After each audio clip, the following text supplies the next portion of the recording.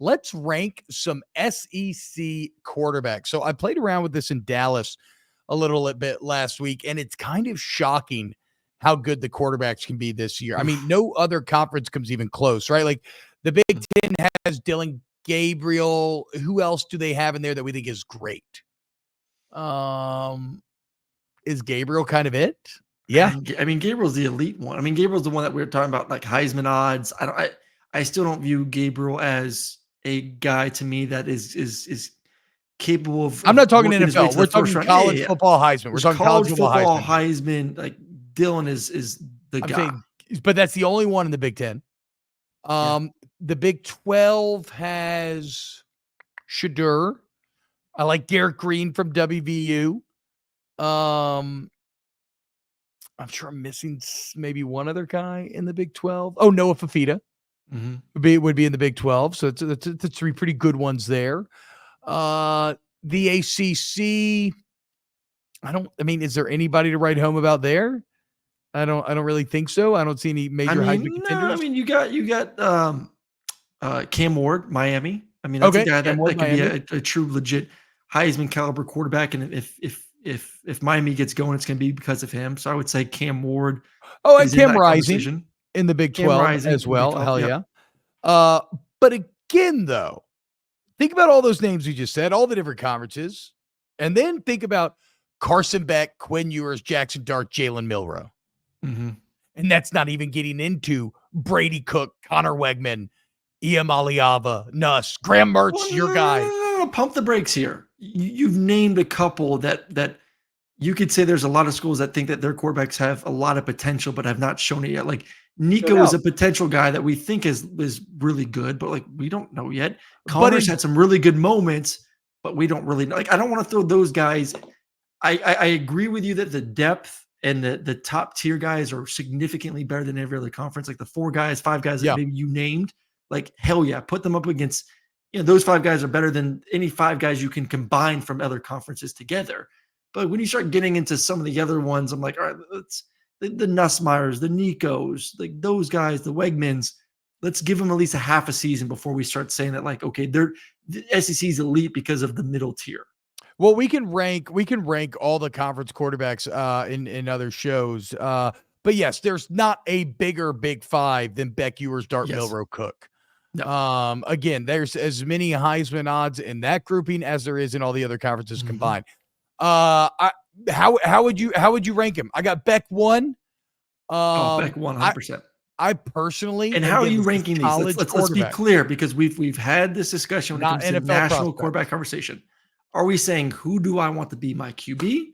Who is going to have the best statistical season? Who's going to be the best at the end of the season? Like, what's your parameters here before we get into this? Because it is a sticky situation.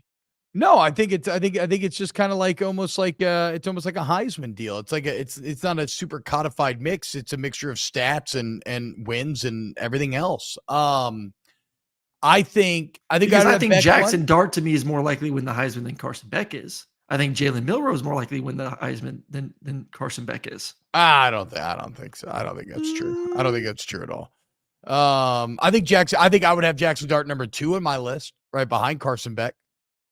In terms of the top SEC quarterbacks, I would go Beck, Dart, Ewers, then I would go Milroe, then I would go Cook. I would flip 2 and 3. I'd go Carson, Quinn, Dart, Milroe. So why Quinn when he didn't have overwhelming stats last year? I know.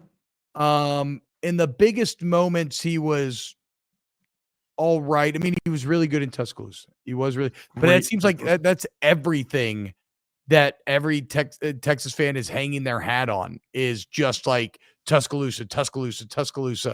So why Quinn? Why Quinn at 2? Because I think Texas is a better team than Ole Miss. I think there's going to be more opportunities and more excitement around college football around Texas. So if we're talking about, a guy that has legit firepower to win a Heisman, I think Quinn has an easier path.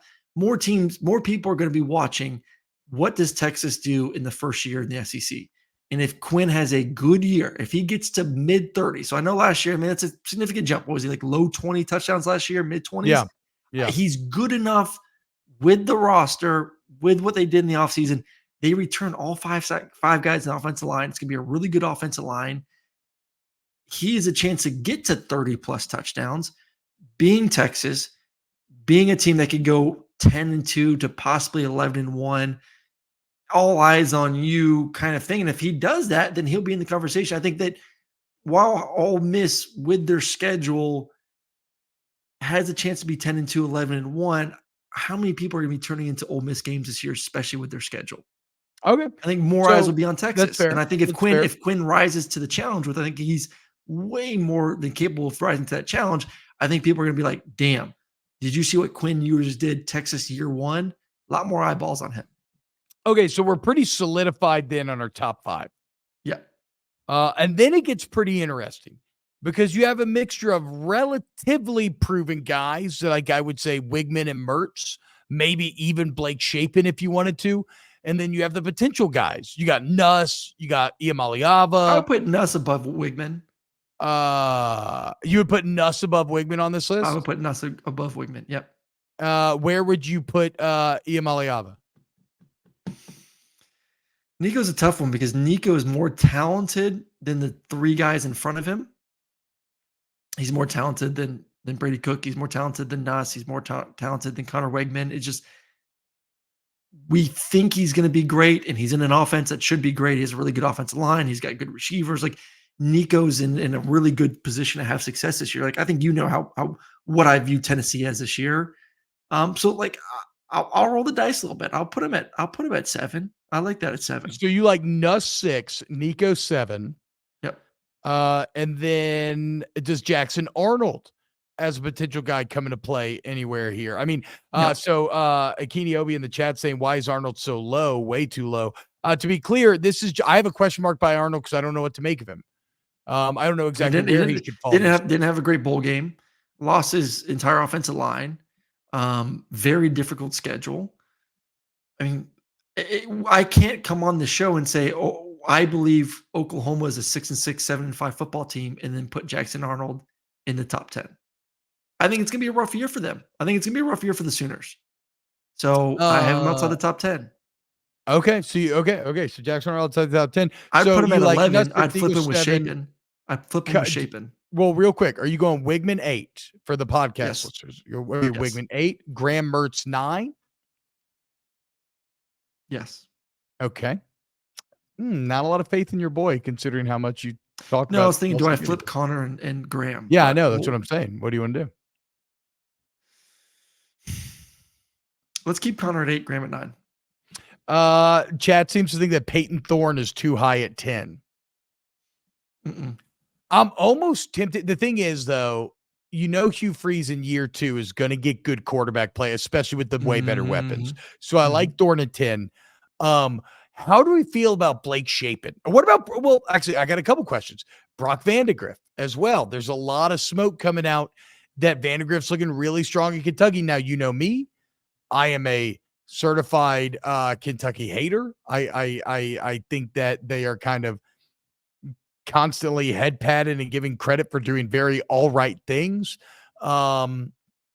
Should Blake Shapen be 11 behind Peyton Thorne, or should Jackson Arnold or Vandegrift? I think Arnold 11, Shapen 12, and then I'm with you the rest of the way. Okay, so Arnold 11, because Shapen's going to put up numbers with Jeff Lebby. He's going to put up numbers. Like, no matter where Jeff Lebby's been, I was fascinated looking at his resume the other day. Also, that is just a marble block of a man. But like, no matter where Jeff Lebby's been, all he does is put together the top offenses in the entire country. Do you like Vandegrift at 13? I kind of want to go Lenora Sellers over Taylor Green. Go ahead with. I was going to say I would say Taylor Green 13, Sellers 14, Vandegrift 15. So you are a certified Vandegrift hater then. Yeah. Of course, Taylor Green is the Arkansas transfer over there from Boise. He was recruited by Petrino out of high school. Didn't go there. Petrino stayed on him. When Petrino got the job at Arkansas, he said, "Hey, Sam Pittman told him, you look, Bobby, handpick your guy, handpick your quarterback, and we'll make it happen." he picked Taylon Green. I got to say, though, maybe I just been reading too much hype, but Lenora Sellers from South Carolina is pretty fascinating to me. It wasn't a big recruit coming out of high school, but he's a redshirt freshman. He's 6'3", 242. He can run. He was an athlete coming out of high school. Like, he's a physical freak. The South Carolina's hyping him up, saying that like he's shown leadership and has great mental ability as well. I don't know. I mean, I lost the best receiver to Ole Miss. Yeah, true. Taylon Green's more proven as well as he's actually played, but yes. Lenora Sellers potential to rise on this list. And then I have Vanderbilt quarterback because I think they're the only team. T-Bob is falling into the classic everyone's going to win SEC Media Days hype. I mean, someone has to suck. That's true. I did not to the credit of the coaches and the players, I did not hear from a coach or player where I was like, wow, I feel worse about them on the other side. Like, I was a bit of a Venables hater, and then I heard him talking. I'm like, oh, actually, Brent Venables is inspiring, dude. Like, I see it. I see why people like him now. I see why people get pumped up on him. And you could just basically go down the list. Although Kirby Smart remains my favorite press conference. I could literally listen to that man talk all day. Andrew Cooper in the chat wants us to put DJ Lagway in there. Pump your brakes here, okay? Give my boy Graham his time. In we can't put gadget players in here just at like when you got Chris Leak. I'm not putting freshman Tim Tebow on this list. Chris Leak literally I think leads the SEC or is damn near in like a ton of major passing categories. Relax there, and I know you got your records, okay, but Chris Leak's right there next to you. Noah Lejeune says, if you look at this list, it's actually extremely similar to how these teams will be ranked in the preseason. Yeah, imagine that. Quarterback matters. Okay, so this will print it. This is the snaps. It really is. It's a great. I think that's ranking. I never thought of it like that. It is almost as perfect. If we would put our records rankings of SEC teams next to this, I think we'd be pretty damn near close. Yeah, I agree. Also, the only disconnect is Mizzou's a little higher on this list, given Brady Cook. We were pretty high in Missouri. No, well, I mean, if you just go by the media rankings coming out of media days, there was very clearly the Big Four, and Ole Miss actually broke into the Big Four. Then there were very clearly the next four, where it was LSU, Tennessee, then Mizzou, and then which is right here. I mean, Brady's on the outside of the Big Four. He's 5. Yeah. No, I'm saying it was just slightly different ordering. Yeah. And actually, it was the Big 3. It was the Big 4, 3, and then you had A&M kind of kicking off the best of the rest, which again is in keeping with this list for what's that worth. Zach says Milroe is better Heisman and Davey O'Brien odds than Dart. I mean, look, man, any of the top 4 here, you could tell me they should be your Heisman favorite, and I can see the argument. If I gave you, I'm not really going to push back against any of that. Let me say this: if I gave you $100 right now, pull up the list. Oh, okay, sorry. If I give you $100 to spread out amongst the 4 top quarterbacks we have in the SEC, an SEC quarterback's going to win the Heisman this year. How are you going to spread that money out? Well, I mean, to be, from a gambling perspective, I'm probably going to take some longer odds shots. Like whoever has the longest odds of the Big Four, I would place so I'm guessing Jackson, Dart. Actually, no, you know what? Fuck it. I just go $25 on each. And I haven't seen what the odds are, but I'm guessing you'd come out ahead if any of the 4 of them won. Maybe not. You're not playing the game fun. Damn it. My bad. I'm not trying to be legit here. Just tell me. I think the most interesting one is Jackson Dart. He's kind of got the least NFL profile, but he's got the most experience with his current coordinator. Again, you can say, oh, Carson Beck's been there longer. True. Jackson Dart's still young. He's only 21. Like he just turned 21, which I didn't realize. But 3rd year with Lane Kiffin, a much better O-line, one of the best receiver rooms in the country. Like Jackson Dart is the most interesting one on this list. Although that I've given Jalen Milroe his roses in terms of what I think his potential could be. I would go 40 Milroe, 30 Dart, 20 Beck, 10 yours. Yeah, yours actually kind of feels the least Heisman-like to me because I don't think that Sark is going to run an offense that puts up, and this is a bit of what you're getting at with Beck as well, even though Bobo did put up kind of crazy volume numbers last year. But yeah, I don't know that Ewers will be put in a position to statistically keep up with some of the others. Also, I am fascinated to see how the shape that Alabama offense takes without the elite weapons that Kalen DeBoer had last year. All right, so there it is. Your SEC quarterback ratings according to snaps.